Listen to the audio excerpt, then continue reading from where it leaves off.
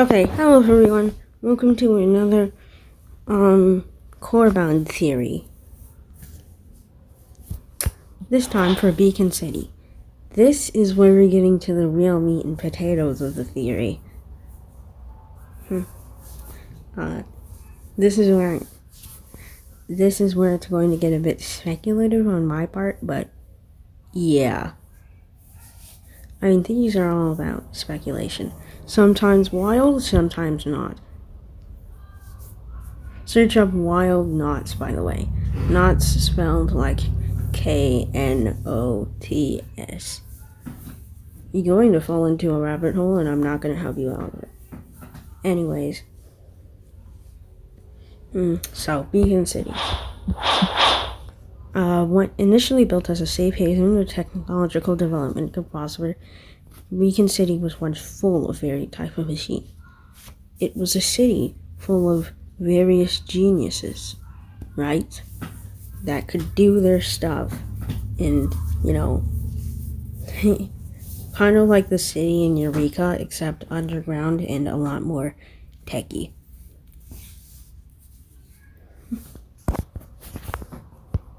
Those who know.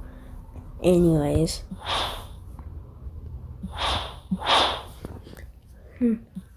Fairly, right? They attack by shooting powerful beams of energy. However, they have no over their aim. And this individually, they don't pose much of a risk. Alongside other machines, however, their attack is much more dangerous. I think basically that flare rings were developed after the infection, but since this was a technological haven, they designed them to be like, okay, what can we do with these? We should make them overwhelm in numbers. They didn't think about the fact that at the very least 2 of their bullets would be useless, and at the very worst 3 of their bullets would be useless.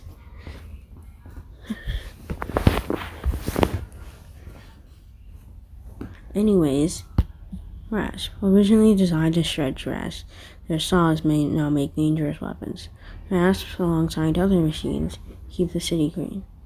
I think Rasps work together with purveyors, like purveyors would go around picking up trash, and then the trash would be dropped into trash centers where Rasps were, and they would shred all the stuff, potentially scavenging some material for themselves, or for other purposes.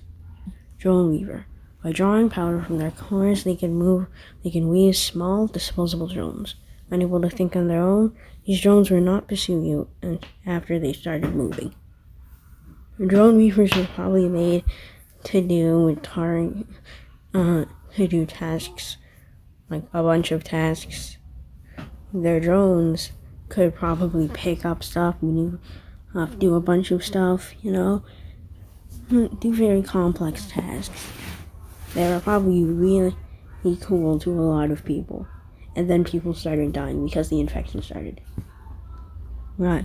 On that note, it says, Beacon City was once full of varied types of machines.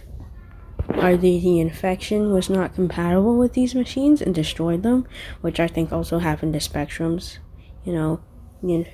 They had no code, see, the infection was just writing gibberish in there because it didn't know what to do, destroying the Spectrums.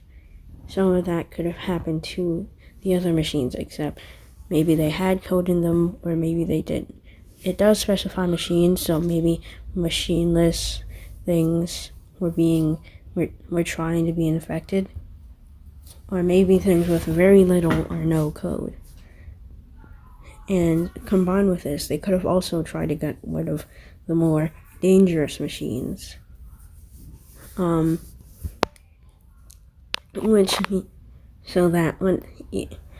that those machines wouldn't be infected and kill them all. They also probably had a lot of funding from various governments because they were needed the most. Yeah. So yeah, that is why Beacon City is so easy. They got rid of all the Jesus Christ pyroclasts are here. Okay. That's the infection's doing. Something I do want to say while we're here is Tetherhawk is a Beacon City enemy, right? We know that, right? I mean, technically not, but like, come on. Definitely it was meant to be a Beacon City enemy at some point. Anyway. Desolate drains. This expansive network of tunnels was designed to manage all the liquid used by the city. Although the machines managing the drains have long been infected, the network still continues to function.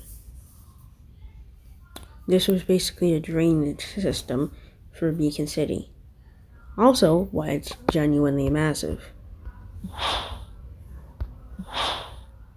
But that's for another episode, as I have almost forgot. Bye. At the time of me recording, the second video is uploaded.